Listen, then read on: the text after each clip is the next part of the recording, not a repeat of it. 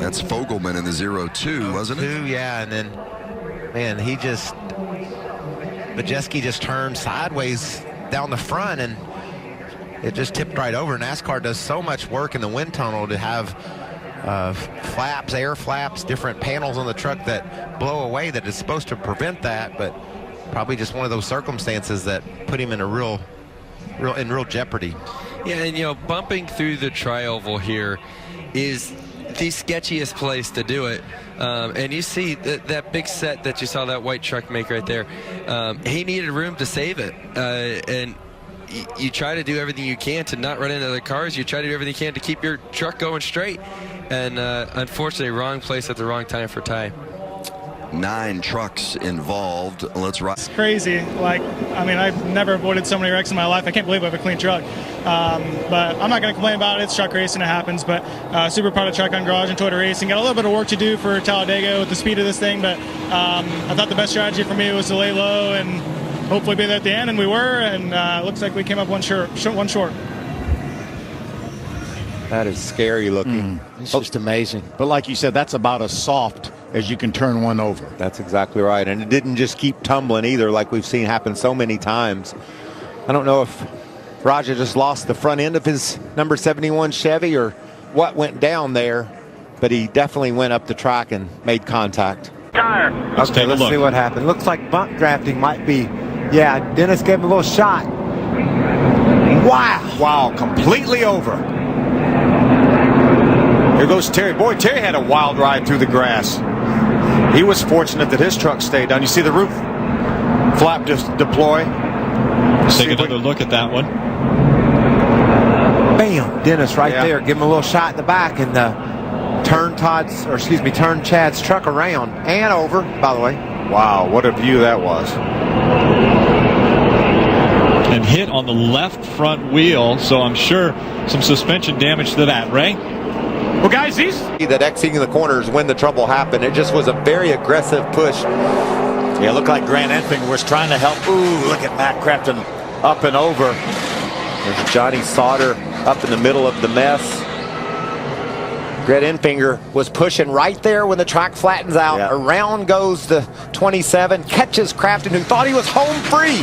Exactly in that spot where you said you didn't want to be pushed, where the track changes a little bit of that elevation. Right now he's racing in the 4th position. He looks to the inside of Todd Bodine. Todd comes down the hill, forces him to the inside. The air gets underneath the truck, turns it over. One revolution, and then back on 4 wheels. What a ride. What a ride. He needs to make sure he doesn't go too fast right now. He's got a flat right front tire. Check out this look. Todd just ping-ponging back and forth, Bill. Yeah, he bounces off of that Terry Cook truck into Rick Crawford. You can see the tire mark on the right side. You see the wheel still spinning on Rick Crawford's truck while it's up in the air.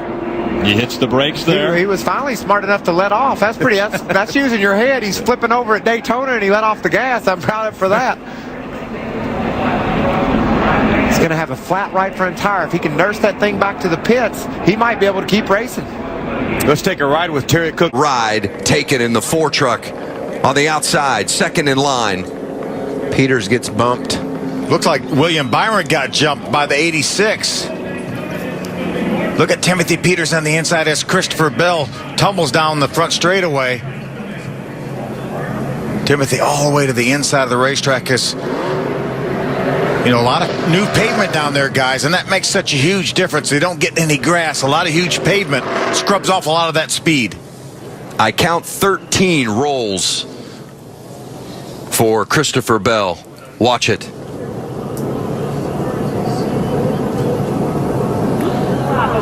Well, Daniel Hemrick almost went underneath that 4 truck of Christopher Bell. It's a testament to the safety of these racing vehicles that Christopher Bell can take that kind of ride. Let's take a look here. The 2 of Creed right there in the middle, and it looked like Jordan Anderson had some sort of an issue and slowed, it looked like. Well, and then Creed ran in the back of him. Not sure Sheldon Creed had anywhere to go. No, I don't think so either. Yeah, Jordan looks.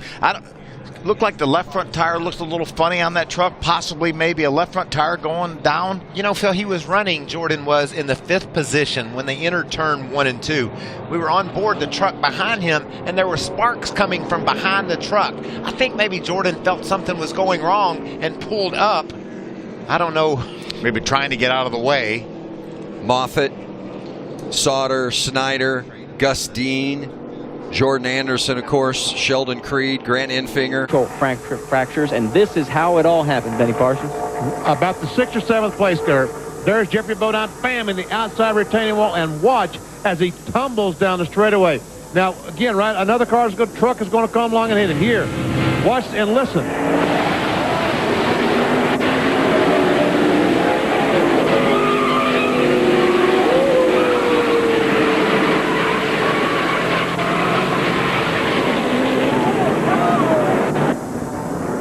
From Jeffrey Bodine's on board.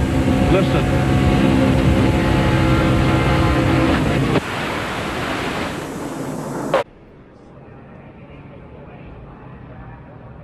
Look at Cody Coughlin, that job he does. He was right behind the 0-2 of Austin Hill. Austin got his right front fender damaged. And earlier he was down in the dirt on the back straightaway. He just keeps avoiding messes. Could have collected so many more,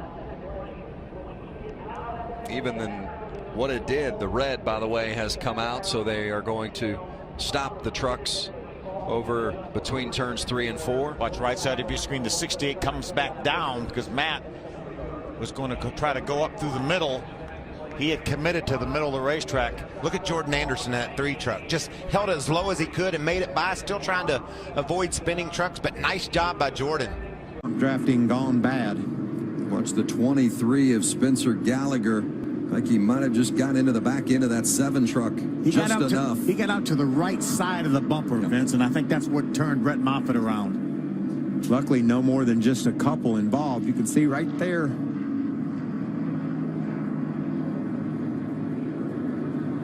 Maybe that's why Matt Crafton dove out of that pack.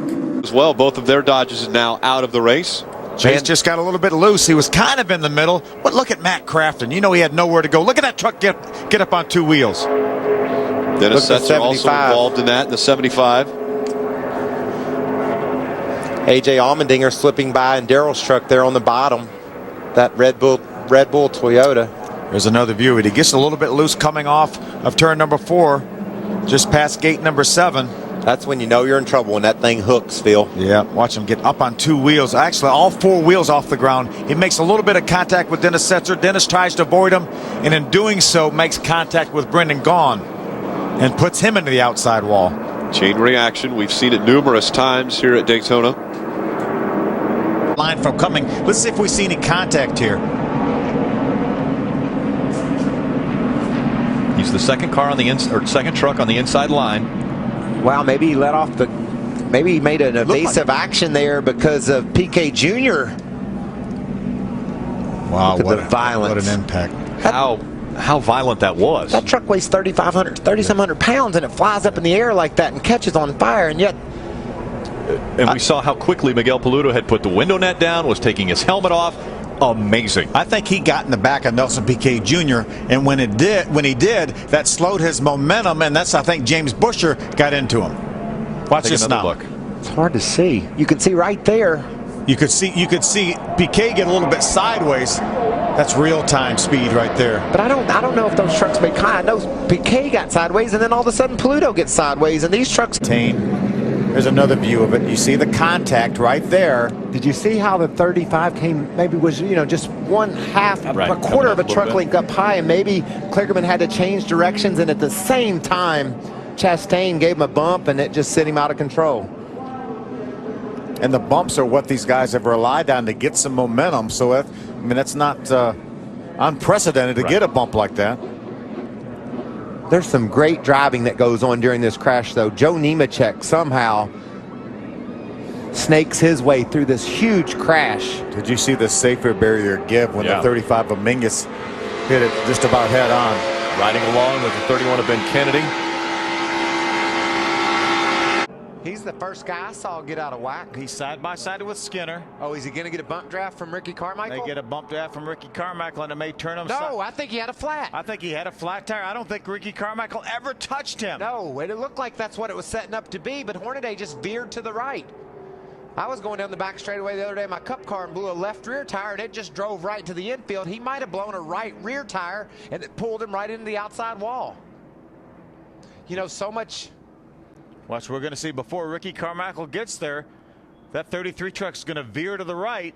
It's hard to tell from that angle. It's pretty close. But I think from the other angle, it didn't look like Hornaday ever, or excuse me, Ricky ever touched him. See if we can get a better look at that. Nelson look at Neil. Dietrich That's Jr. an Finishing under caution. Here's what happened a moment ago. Jason Leffler for some reason came down away from the wall, got in the back of Travis Kvapil, turned him around. That's what started this accident. And the rest of these guys had absolutely nowhere to go. The smoke and trucks in the middle of the racetrack. You see Rick Crawford flying through the infield. See if he can avoid Billy Lester there. He does, fortunately.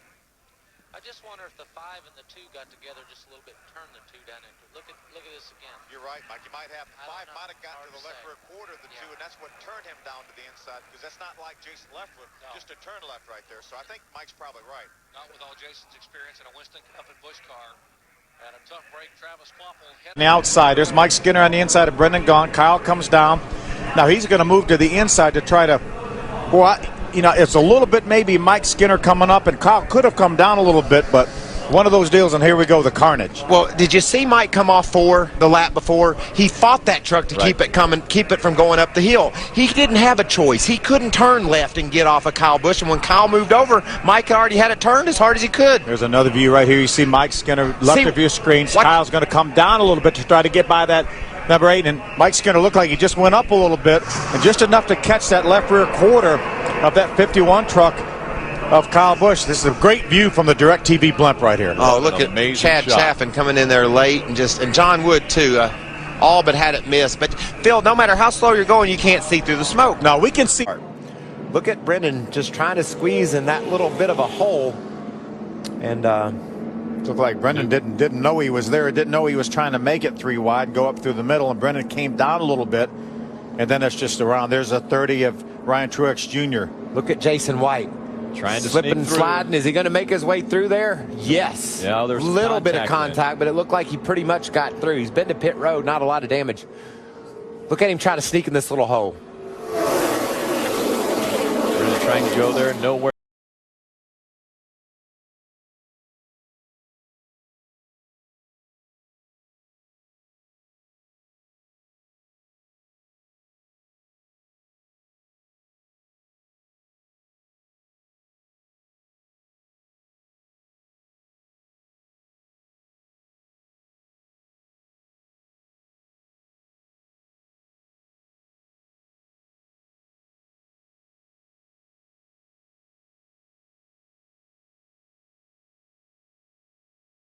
And watch it.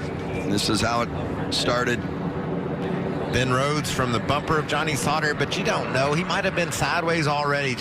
These guys were just so close and pushing so hard. Yeah, you're pushing 3 wide, and as we can tell over and over again, when a car gets to another back bumper, they just become unstable. And yeah, it's a bad spot for the 99 of Ben Rhodes to be in. He had the 98 door-to-door with him, which is the most unstable your car is going to be, and then a push comes behind you